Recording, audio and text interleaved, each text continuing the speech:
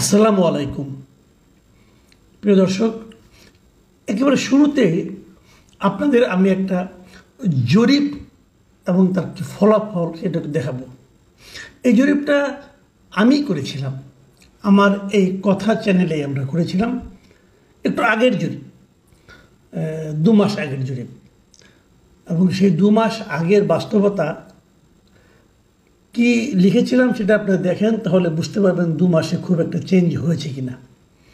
আমাদের প্রশ্নটা ছিল, দেশের প্রত্যন্ত অঞ্চলে ব্যাপক চাঁদাবাজির অভিযোগ দেখা যাচ্ছে। বলা হচ্ছে চাঁদাবাজি আগের মতোই আছে, কেবল হাত বদল হয়েছে। কারা করছে এইসব অপকর্ম? এই ছিল প্রশ্ন। এই প্রশ্নের উত্তর দিতে গিয়ে ৭৭,০০০ লোক ভোট দিয়েছিল। ৭৭,০০০ কিন্তু একটা বড় ফিগার, বুঝতেই পারছেন। এবং সেই প্রচুর মন্তব্য এসেছিল, মন্তব্যগুলো অ্যাভয়েড করছি। ৭৭,০০০ মন্তব্যের মধ্যে আবার ৭৭% উত্তরদাতা বলেছেন এর জন্য দায়ী বিএনপি ও তাদের সমর্থকরা। আর তারপর জামায়াত ও সমর্থকদেরকে দায়ী করেছেন 13%, আওয়ামী লীগ ও তার সমর্থকদের দায়ী করেছেন 6%, এবং 4% বলেছেন তারা বলতে পারবেন না এটার জন্য কে দায়ী। তাহলে মানুষ আসলে কি মনে করছিল আজকের থেকে 2 মাস আগে, যে প্রত্যন্ত অঞ্চলে, গ্রামাঞ্চলে অথবা জেলা শহরগুলিতে যে ব্যাপক চাঁদাবাজি হচ্ছে, তার মূল হোতা হলো বিএনপি কিংবা তার সমর্থকেরা, হয়তো যুবদল অথবা ছাত্রদল। এটা কিন্তু একটা পাবলিক পারসেপশন, মাথায় রাখবেন। আমি কিন্তু নিশ্চিত করে বলতে পারবো না। এমনও হতে পারে যে বিএনপির যারা বিরোধী তারাই বেশি বেশি করে ভোট দিয়ে বিএনপির বিরুদ্ধে বলেছে, সেটাও হতে পারে। আপনি সব ধরে রাখেন, কিন্তু এই পারসেপশনটা আজকে থেকে 2 মাস পরে, মানে এখন যদি আপনি কাউকে জিজ্ঞাসা করেন এটা কি কমবে? আপনারা আপনাদেরকে প্রশ্ন করুন, অথবা আপনারা আপনাদের আশেপাশে তাকিয়ে দেখুন।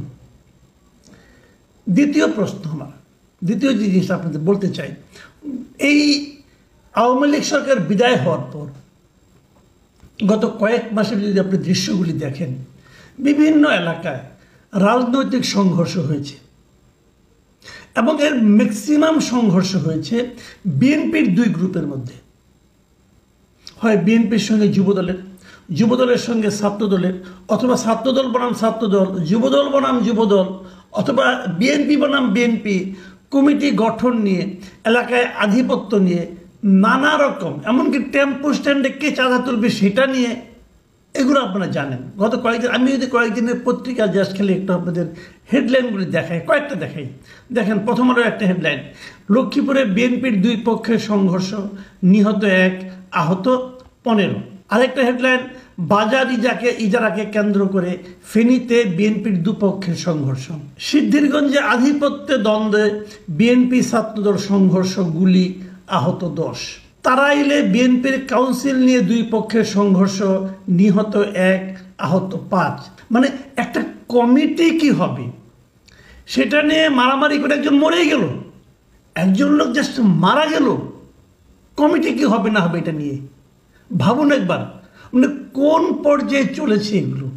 নরসিংদীতে বিএনপির 2 পক্ষের সংঘর্ষে আহত শ্রমিক দল নেতার মৃত্যু, এখানেও মরে গেছে।